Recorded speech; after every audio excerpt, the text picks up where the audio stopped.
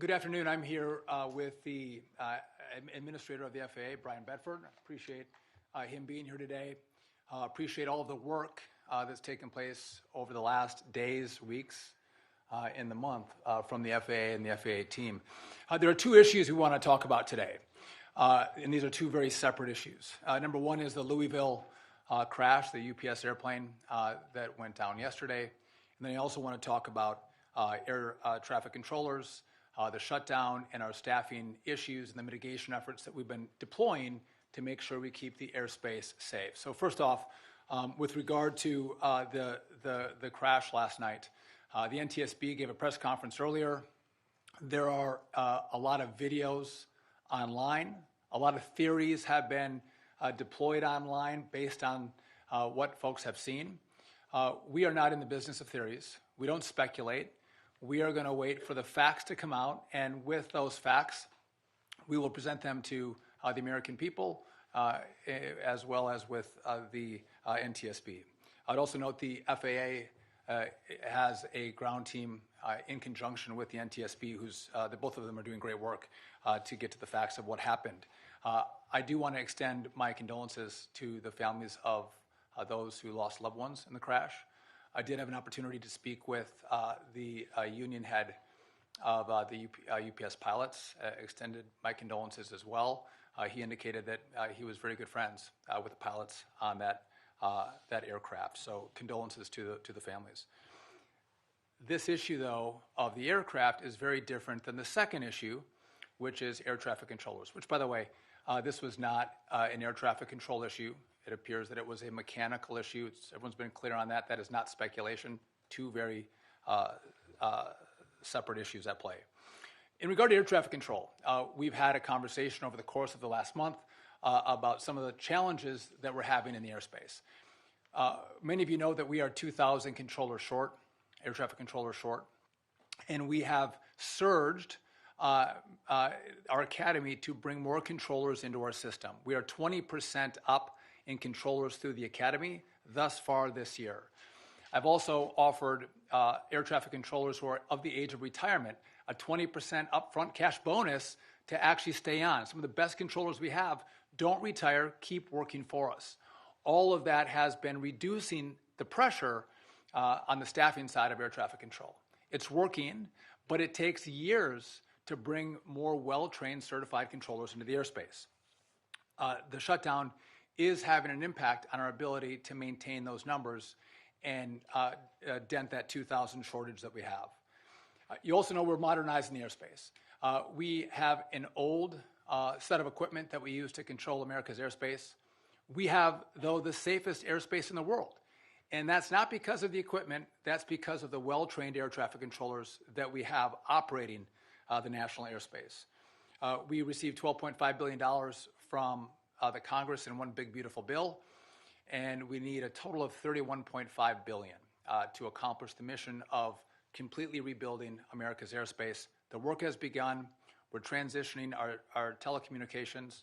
We're about to announce a project manager to do all of the work for this brand new system. But I want to talk about what's happening over the course of the last month with regard to the shutdown. Our air traffic controllers, and a lot of those who work at DOT, but throughout government, they haven't received paychecks. And many of these employees, they're the head of household. They have their spouse at home. They have a child or two or three. And when they lose income, they are confronted with real-world difficulties in how they pay their bills. And so for air traffic controllers, they received a partial payment in early October. The second payment, they got a big fat zero, no paycheck at all.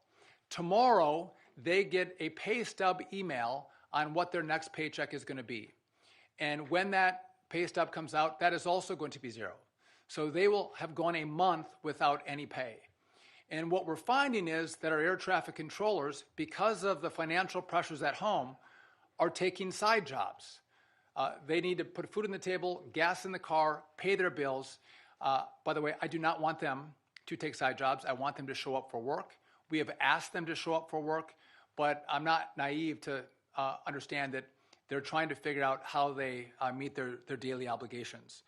And so because of that, we have seen staffing pressures throughout our airspace. Those who travel will see that we've had more delays. We've had more cancellations. We do not want to see disruptions at the FAA or here at DOT. We don't want that. But our number one priority is to make sure when you travel safely. And that's why, as the administrator and I have been talking throughout the day, his team has been working for the last 24, 36, 48 hours crunching data. We're noticing that there's additional pressure that's building in the system. And again, our priority is to make sure that you're safe. And so we're going to talk about additional measures that we are going to take that's going to reduce the risk profile in the national airspace. And I'm going to turn it over to the administrator to do that as he walks through what that plan is going to look like. I anticipate there will be additional disruptions. There will be frustration. We are working with the airlines. They're going to work with passengers. But in the end, our sole role is to make sure that we keep this airspace as safe as possible. The administrator is going to talk about all of the tools we're going to deploy. One of them, though, is going to be that there is going to be a 10% reduction in capacity at 40 of our locations. The administrator is going to tell you that this is data-based. This is not based on what airline travels, has more flights out of what location. This is about where's the pressure and how do we alleviate the pressure. And so I want to thank him for, again, him and his team's great work. He'll lay out what the specifics are of this plan, and then we're happy to take questions from all of you. Brian Bedford. Thank you, Mr. Secretary. Again, as the Secretary said, our primary mission at the FAA is to manage the airspace in the safest manner possible. That is our only focus. What we have been monitoring on a daily basis, frankly hourly basis, is looking at all of the metrics that we use to surveil the NAS and its health and its well-being. And for the most part, we're happy to report that it is running as efficiently today in terms of its safety metrics as it was prior to the lapse. But as we dig deeper into the data, what we find are issues of fatigue and that our flight controllers are experiencing. And we see that through voluntary safety disclosure reports coming in from commercial air transport pilots. That data has allowed us to focus not on the NAS as a whole, but on specific markets where we're seeing some of these reports come to us. And as we slice the data more granularly, we are seeing pressures build in a way that we don't feel will, if we allow it to go unchecked, will allow us to continue to tell the public that we operate the safest airline system in the world.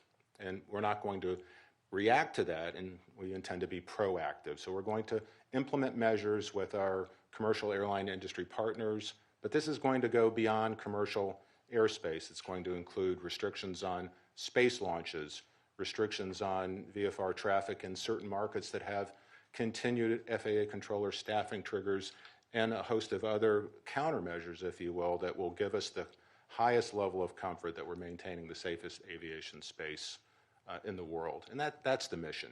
But we do recognize that the controllers have been working fastidiously for the last 5 weeks with this huge burden over their head of lack of compensation. And we are starting to see some evidence that that fatigue is building in the system in ways that we feel we need to work towards relieving some of that pressure. So again, as the Secretary said, we've identified 40 high traffic environment markets. We'll be happy to share that later. We have decided that a 10% reduction in scheduled capacity would be appropriate to, again, continue to take the pressure off of our controllers. And as we continue to see staffing triggers, there will be additional measures that will be taken in those specific markets. Again, I think it's a holistic plan. I really appreciate the men and women at the FAA who have been working this situation from the get-go. I want to applaud the controllers who continue to come to work on a daily basis, keeping our system safe. But I also want to recognize the fact that the data is telling us we need to do more, and we are going to do more. And I want to reassure the American travelers that it is absolutely safe to fly in the American skies. So with that, I'd be happy to turn it over to you, Mr. Secretary, and or take any questions that you have. Yeah, I want to reiterate, this is proactive. We don't want to find ourselves in a situation, I think the administrator said we don't want the horse out of the barn. and then look back and say there were issues we could have taken that we didn't. So we are going to proactively make decisions that keep the space, the airspace safe. With that, we're happy to take any questions that you may have. Dave Shepard, so just to confirm, those restrictions start Friday, is that correct? Those are going to start Friday morning. And how are you going to apportion those among the airports, the airlines? Is this something the airlines have to do, come up with their own 10%? And I'll let Brian address that, but again, it's going to be based on the locations, the 40 locations that we feel the pressure, and how that's going to be implemented. Brian, I'll let you answer that. Yes, well, we'll be meeting with the airline community this evening to talk about how we'll move to implementation. We want to do this in an organized way. We want to make sure that planes get where they need to go for maintenance, and crews get to where they need to be as we start to implement this drawdown in service. But it will be restricted to these 40 high-volume traffic markets. We're going to ask the airlines to work with us collaboratively to reduce their schedules pro rata through the day. So we're going to look for a ratable reduction across these 40 markets over the next 48 hours. So back of the envelope, that's 4,000, 3,500, 4,000 flights, and it's a significant number. And how do you think the airspace or the system is going to handle that dramatic reduction in such a short period of time? Well, again, we're trying to lean into the fact that when we see pressures building in these 40 markets, we just can't ignore it, and we're not going to wait for a safety problem to truly manifest itself when the early indicators are telling us we can take action today to prevent, things from deteriorating. So the system is extremely safe today. It will be extremely safe tomorrow. And if the pressures continue to build even after we take these measures, we'll come back and take additional measures. So again, we're trying to be prescriptive, surgical, put the relief where the relief will do the most good. But again, we are not going to do anything that will compromise the safety of air transport in the United States. Mr. Secretary? Thank you. Grady Trimble with Fox Business. I'm wondering, in the same vein as David's question, is there a plan to make sure that one airline isn't disproportionately affected, or one route or city or multiple cities aren't disproportionately affected by this? And to your knowledge, when was the last time this type of thing happened, and how did it go? Well, I'm not aware in my 35-year history in the aviation market where we've had a situation where we're taking these kind of measures. Then again, we're in new territory in terms of government shutdowns. Also, I think we've learned things through the mishap, the tragic accident with DCA and PSA 5342. So our surveillance on the NASA is much different today than it was even a year ago. The data that we're looking at is much different and more granular today than it was a year ago, and we simply aren't going to ignore that. So again, I think it is unusual, just as the shutdown is unusual, just on the fact that our controllers haven't been paid for a month is unusual. These are unusual times, and we look forward to a time when we can get back to business as usual. And how do you apply it proportionately to each airline, or is that not part of the plan? No, it will be proportionate. We'll be working through that with the airlines this evening as we start to roll this out. Recognizing there will be no perfect solution. There are some airlines that operate less than daily service, so how do you reduce 10% of one,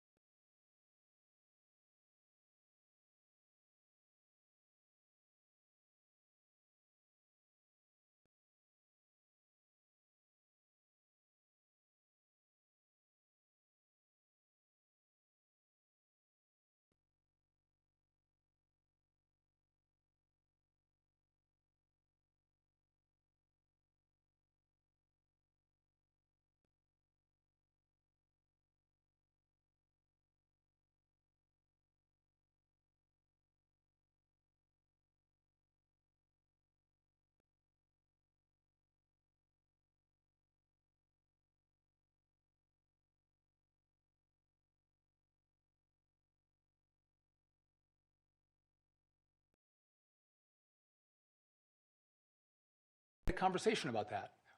I'm concerned about disrupting people's travel. We're coming into a weekend. That doesn't, listen, I travel a lot. We are concerned about that. But we had to have a gut check of what is our job. Is it to make sure there's, minimal delays or minimal cancellations, or is our job to make sure we make the hard decisions to continue to keep the airspace safe? That is our job, is safety. And so, again, when we see pressure, we are going to get ahead of it and make sure that you get to where you're going, point A to point B. And how long will these restrictions stay in place until the government reopens? And are you any closer to closing parts of the U.S. airspace? So we're going to, and the FAA and the administrator are going to continue to do this, with me as well. Till we see the metrics start to move in the right direction. We are going to use data. The data will dictate what we do. Again, if the data goes in the wrong direction, could you see additional restrictions? Yes. If the data goes in the right direction, we will roll this back. But it's going to be data-driven, safety-driven. Yes? A couple questions, if I could. First is you mentioned additional measures on top of this. What are those additional measures? And secondly, what happened today, or maybe even changed between yesterday when we last were speaking of this, that prompted this decision today? So the additional measures were the launches that we are going to guardrail into certain times of the day. Launches can be very disruptive to the airspace. They take a lot more attention from controllers. VFR travel, and there was one more that you were... So, well, I'm going to try to address both questions. So what happened today, what's special about today versus yesterday? The data we've been looking at is the data that we managed the NAS, whether we were in a shutdown or we're not. We're always looking at the overall health and safety of the NAS, whether we have any critical hotspots, right? These are changes that were implemented post PSA 5342 under the Secretary's leadership. So I'm grateful that that's there, and the team of men and women at the FAA work hard managing this data, and we're leaning, it's not reactive now, it's proactive. And that's the difference. We're not going to wait until we see something flashing red to say, oh, we should take action now. We want to keep everything in the green. We want to keep all the safety measures within the guardrails that we have that define the safest system of airspace in the world. And these actions, we believe, are sufficient to allow us to continue to keep the safety metrics within the appropriate levels that we want, which is perfect safety. So yes, it's leaning into it. It's anticipating that if the pressures continue to build through the shutdown, additional measures will be necessary. We're going to go ahead and implement those measures proactively, and we'll continue to measure the safety and health of the NAS. Yes? Yeah, Chase Williams, Fox Business. I know David kind of alluded to it, but 10% is not an insignificant number. Did you guys think about starting at maybe a lesser point, such as 5% capacity, or maybe even talk about, maybe a bigger number, such as 15 or 20? I can tell you there's a whole panoply of options were evaluated. There's no perfect science here, so it's really trying to look at where the potential pressure points are building, what we're seeing in terms of safety disclosure reporting from our commercial air transport pilots. That's informing us. And then as we get into the granular details on these 40 individual markets, we felt like this was the appropriate next step. That doesn't mean that we won't come in and surgically do more if more is required, or if we see maybe we've overcorrected, we can certainly take some of the mitigation out. But again, we thought 10% was the right number based on the pressure that we were seeing. Yes? Because I'll look at Politico. Can you speak a little more to the 40 markets? Are they the busiest markets, or is there some other metric you're using to determine which ones they are? So, and are you going to release the names? Yes, I'll let Brian give the specifics. Yes, of course. We'd like to brief our aviation users with more of these specifics. But yes, we will publish the markets that will be affected. And of course, airlines will be publishing to their customers their implementation of these processes. Again, I just want to be clear that... So when are you going to release the names of the markets? They'll be released tomorrow. What I want to be clear on, though, is the NAS is safe. These are proactive measures that we're taking to ensure that we can guarantee the American public that the NAS is operating at the highest levels of safety. And so we can debate on whether it should have been 8, 9, 10, or 12%, but this is the point where we're going to start. Hypothetically, if the shutdown were to end tomorrow, would these restrictions still go into place Friday, or is this? I think what we're going to want to see is a return to controller performance that's at levels that we were experiencing prior to the shutdown. We're going to... What about how does it affect cargo carriers, international flights, and GA traffic? Are there any restrictions in any of those? So it'll apply to all IFR users, and if there are staffing triggers in selected markets, it will apply to VFR traffic as well. Are you going to protect international flights or no? I have to tell you, we haven't talked through the international component yet. Is there a concern about the economics also? Because, I mean, obviously airlines carry a lot of cargo. Is there any concern as we move forward into this what the economic impacts of this could be? Well, I'll leave the economics to the Secretary, but as far as the FAA is concerned, that's not our interest. Our interest is only in maintaining the health and safety of the NAS, full stop. Listen, there are a lot of equities at play, and we think about all of those equities, but the number one is safety. And so again, am I concerned about cargo? Yes. Am I concerned about disruption in the airspace on Friday? Yes. But again, we want to make sure we are doing the right measures, implementing the right measures to make sure we have the best outcomes. We've talked to a number of the different airlines. Again, would they be pleased that there's a 10% reduction? Probably not. But are they supportive that we are working overtime to make sure the airspace is safe? Yes. And we will team up and partner with them and make sure that that they have enough time to, as best as they can, minimize the disruption to the airspace. To the administrator's point, because it's data-driven, if there was a deal today and the government's going to open tomorrow, which, by the way, I've spent time in Congress, that's not the way it works, this will be data-driven. We get controllers back in facilities and we get staff back up, we will make those decisions as the data drives us. I imagine, though, when we do open and we do get pay flowing and we do get controllers back in, there'll be a correlation between those events. So again, this was not taken lightly. There was a lot of effort put into this. And if you remember with the DCA air crash, a lot of you asked us questions. Why didn't the FAA see that there were near misses in the airspace? And why didn't you stop the cross traffic with helicopters and airplanes? And I think that was a great question. We learned from that. And so now we look at data, and before it would become an issue, we try to assess the pressure and try to make moves before there could be adverse consequences. And that's what's happening here today. It's level setting with the American people, doing the right thing by way of the American people, working with the airlines, and our heart goes out to those who will have flights disrupted. But again, they want to make sure that the FAA team and their DOT team, when they fly, they are going to make it to their destination safely because we've done our work. We are doing our work, and this is what we feel like we have to do to make sure we maintain that safety profile. One last one. What would you say to people who are frustrated this weekend? They might have a flight canceled or delayed. What would you tell them? Anyone who has my cell phone number, I'm called based on delays and cancellations. There is frustration, and I hear them. But I used to sit in Congress. I don't have any say or any role in what the Congress does with regard to funding. I've continually asked our controllers to come to work. I've thanked those who have come in and done the great work by way of the American people, and there's been a lot of them. Again, I've met a lot of family men and women who are single income families, and they're coming to work because they're patriotic Americans. If I can make one last note, though, and I mentioned this before,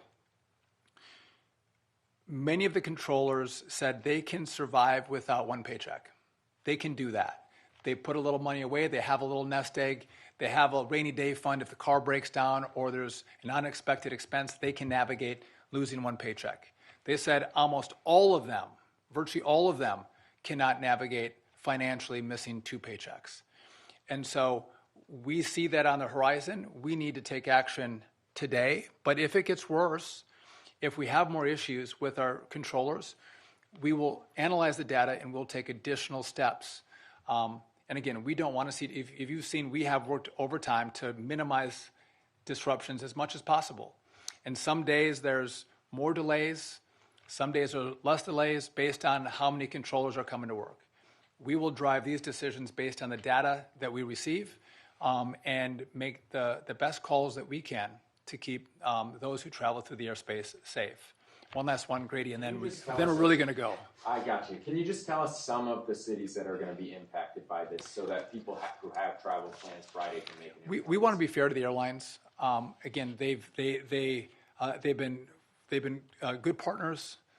They understand what we're doing. I think we need to talk to the airlines first, so they can set up their schedules, their flights, to make sure they're prepared to navigate with their customers as we come into the weekend. So I don't want to do that right now. I think it'd be fair to them and to the customers who are going to travel to make sure they're ready to try to deal with a 10% reduction. Yeah. Thank you guys. Appreciate it.